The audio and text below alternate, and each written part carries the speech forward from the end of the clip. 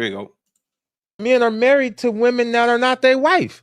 Wow. They go in my comments. Look, but I'm married, but you're not a wife. You can stand in the garage all day long. It won't make you a car. Boom.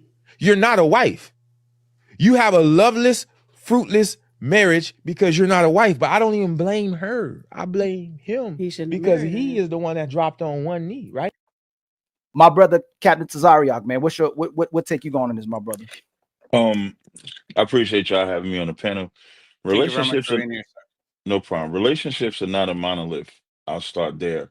And when I listen to the content, the fact that he said he got on a knee, if you didn't think about what you put your rod into before you put a knee on, that represents the bigger problem. Because when most people getting together, they're not thinking about when that man is getting with this woman, single woman, no father, whatever, it's all about the hustle to getting her draws. Nobody is thinking this is wife material. I rarely hear when I first met her, I thought this was my wife. Because when you think this is my wife, having sex with her is the last thing. What's more important is she a good mother? What's her background? If she grew up with that single father, if she grew up without a mother, if she was molested, if she was touched, if we pay more attention to those things before we thought with our vagina and thought with our penis, getting on your knee is irrelevant.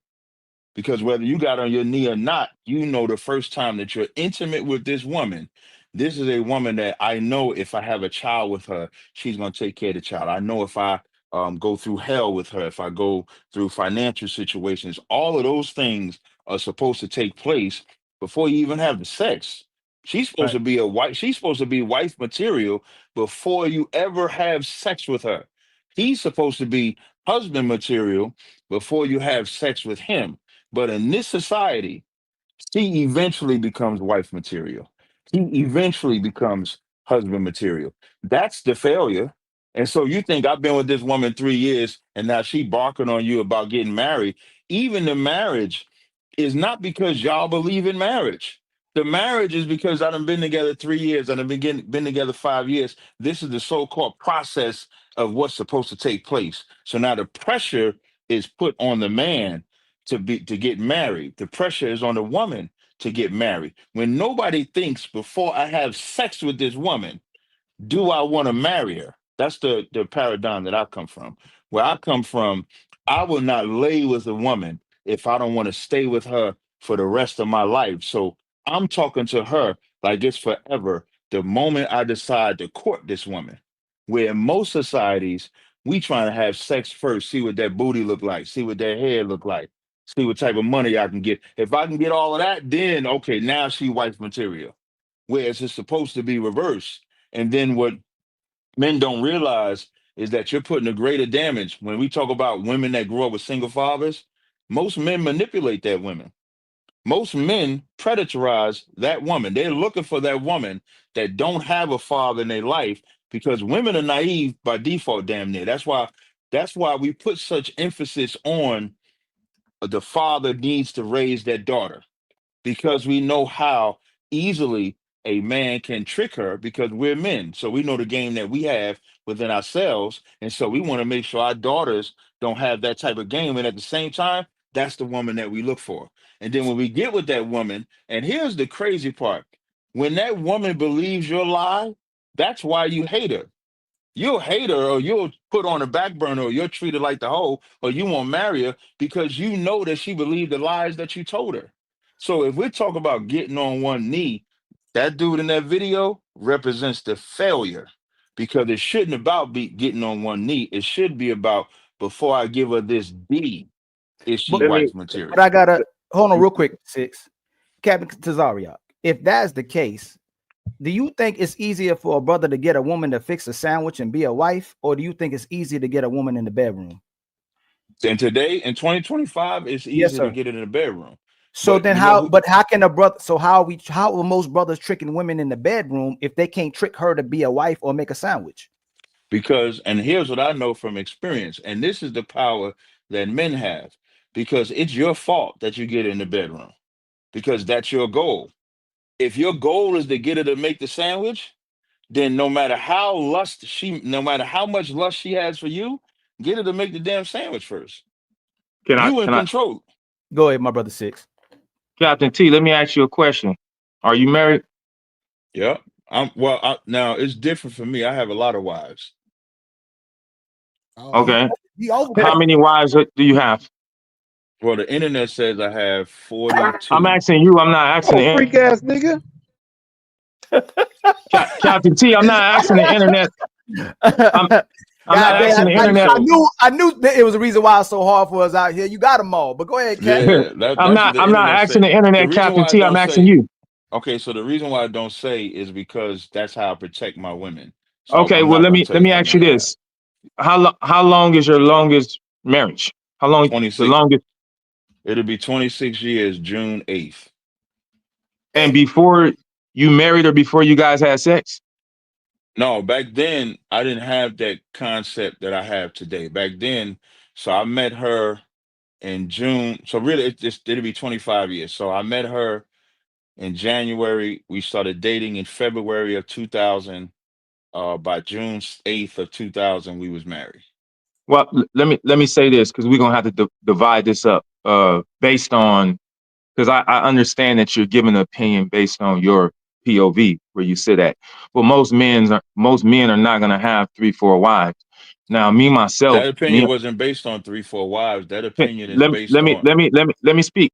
Let me speak. Just don't paint a narrative. That's all. Okay, let me speak, and then you can rebuttal. I'll let you speak. You can rebuttal. Yeah, let each other land the plane. I'm about to. I haven't even gotten into the minutia yet. You go ahead, Six. You got it. And then Cap, you know you got it right back. Yeah. I've had a beautiful union with my wife for 19 years when we've cohabitated for 18 of those years. One woman.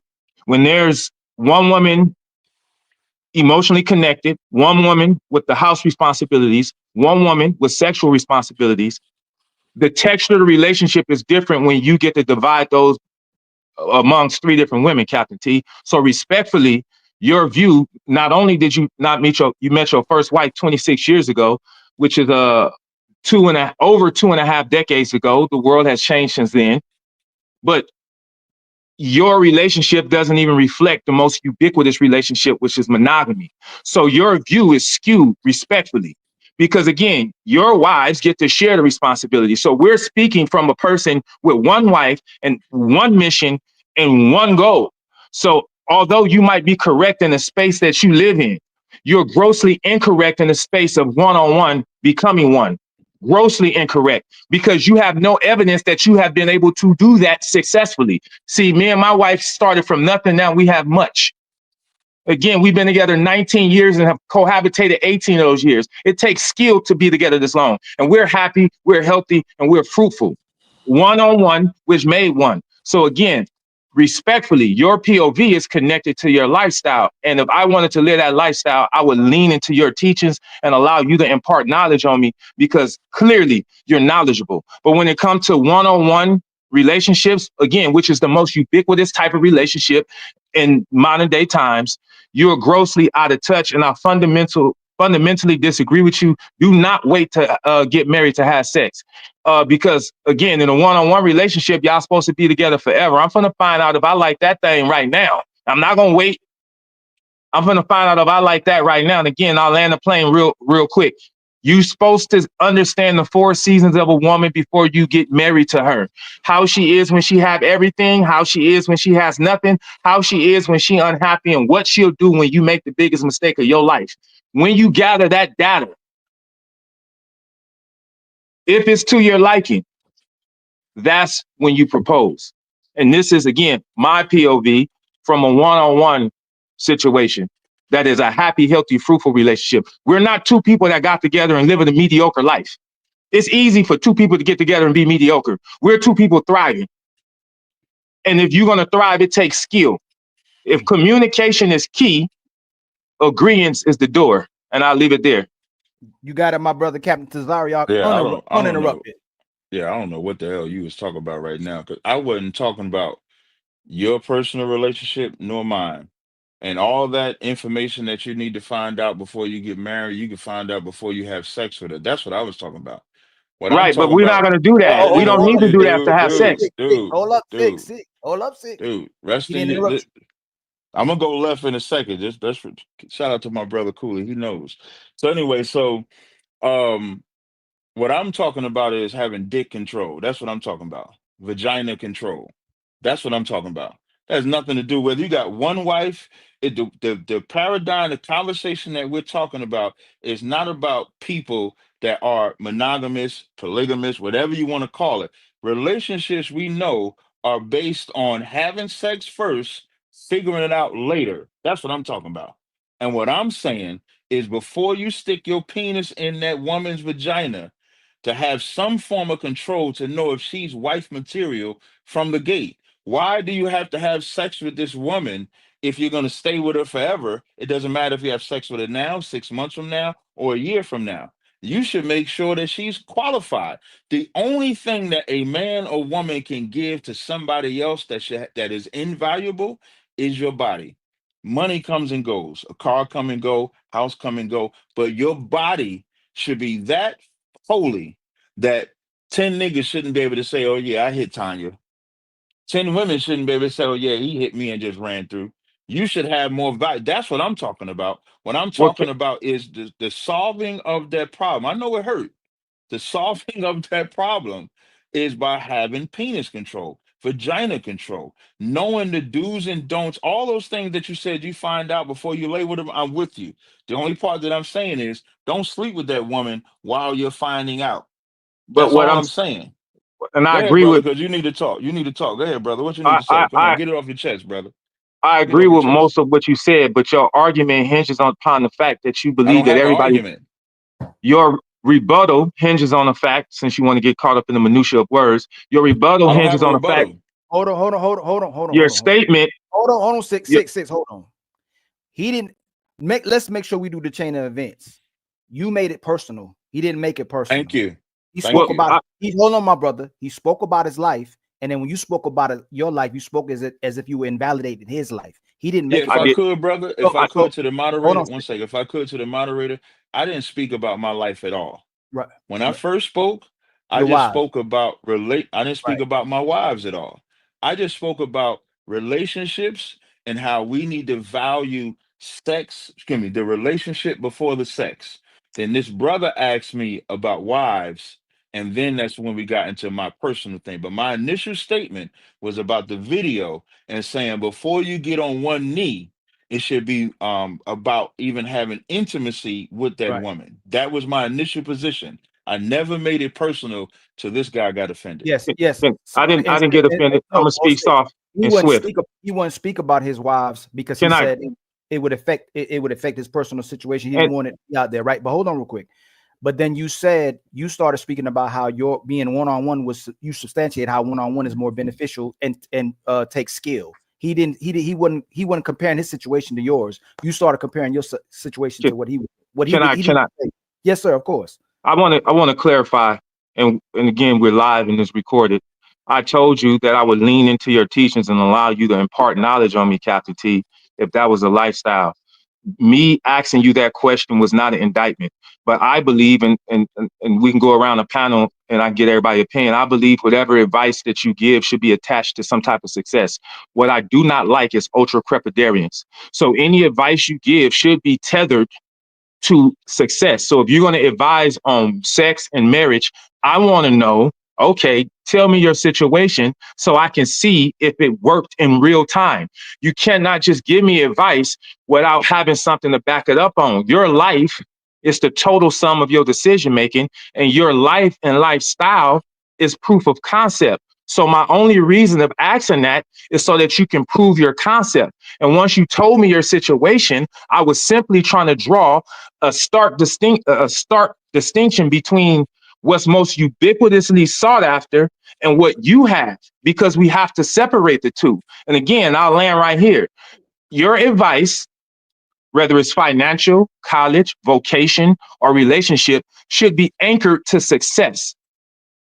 Other than that, you are guilty of being an ultra crepidarian. So it was not an indictment. I said if I wanted that, I would lean into what you were saying. Hold on, my brother. So- Hold on before anybody goes. Six, do you realize that everybody on this panel could be frauds? Like, we can't prove certain negatives. We can't prove what anybody on this panel is doing. All you can do is say what you do, and you can substantiate what you do or speak about what you do, but none of us can, unless we personally on each other's lives, can prove what anybody's doing on this panel. That's that's because look, if you say that, what you said is incredible then, because how can you prove because it was a question. I didn't indict him, and I figured that we all have integrity. So I asked the question. If asking a question to see what kind of advice, where your advice is anchored to, if that is viewed as malignant or a no, I'm confused. No, it's fine. Go ahead. No, go ahead. So my advice. One second. Let me just hold on real quick. Let me just say something before he goes. Right. I would agree with you on principle, right? I would agree with you on principle. Right, me too. But that will give strength to your argument. But just because I'm fatty and I'm obese, I can tell you the benefits of eating a salad. I can tell you that. I can tell you the benefits of going to the gym. I can tell you the benefits of living a good life. Mr. Miyagi wasn't the best fighter. He was the best teacher. The Costomado, whatever, the coach from Mike Tyson, he wasn't the best boxer. He was the best teacher. Floyd Mayweather Sr., he wasn't the best boxer. He was the best teacher. Like, just because I don't look like a bodybuilder doesn't mean that I can tell you and give you every instruction for you to optimize your genetic potential. So I will agree with you on principle 6. You being what you mean and mean what you say is going to give credence to what you preach, 100%, absolutely. But just because you are not something, that doesn't mean that you actually can be in favor of something. I actually explain to you why a single person can say, you know what, the nuclear family, having 2 parents on the same household, is pretty good, even though I'm a bachelor and I'm just going out rather than do what I do. You see what I'm saying? So we can do both. We can do leading by example, and we can do 2. I did a mistake. I'm not living exactly how I should live, but I can point you out what you need to do to actually flourish and excel. You see what I'm saying? Right. Yeah, so if I could, go ahead, Captain. if I could, nothing that I said was about my personal life. Me saying to think with your dick first before you get on your knee was not my personal life. So since this is about my personal life, I've been married, like I said, since June 8th of 2000. Their relationship has been heaven, it's been hell, it's been up, it's been down, it's been great financially, it's been bad financially, it's been everything. But when I walked into that relationship, knowing I was not going to walk away, knowing that there's going to be some days my wife absolutely loves me, there's going to be some days I get on her nerves, and vice versa. Relationships, like when people think like relationships got to be like happy relationships, you sound like a girl with a Barbie doll, with the Ken doll. That's what girls have. They have that Barbie doll effect where they think that this is what life is. My Ken doll that I have right here that just loves me unconditionally. That does not exist in the real world. So if you asking about real anecdotal evidence, I've been married since June 8th of 2000. I've never left that woman. I've never not been loyal to that woman. I've never not been anything but a husband to that woman. But that's not the subject of the conversation. I'm not. The subject is when you get on a knee with the wife, do you make the mistake choosing? And my position is you don't make the mistake when you get on a knee. You make the mistake when you give her the D if you have not vetted her before you had sex with her. That's my position. And to the women stop falling for these niggas' games. Women should stop falling for the hustle that men get. When Fugazi said a lot of our women are grew up without fathers, that's why they're so susceptible. And women need to understand that there are men that predatorize women that grew up without fathers. It's just a fact of life. I don't understand what the issue is.